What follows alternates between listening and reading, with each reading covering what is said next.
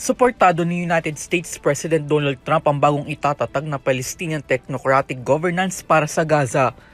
Ang pahayag na ito ay isang araw matapos ihayag ng Special Envoy ng Amerika ang paglulunsad ng Phase 2 sa ilalim ng 20-point Gaza Peace Plan.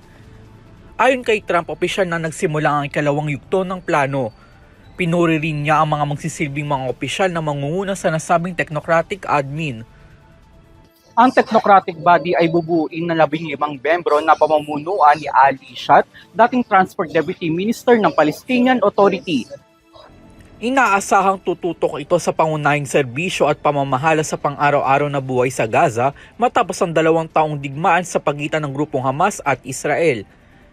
Lubos na pangangasiwaan naman ito ng isang international na Board of Peace na iti-chair mismo ni Trump.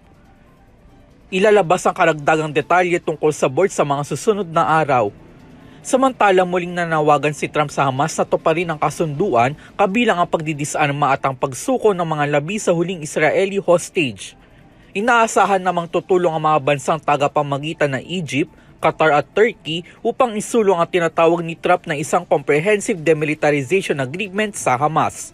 Hanggang sa ngayon kasi patuloy na tumatanggi ang Hamas na isuko ang kanilang mga armas.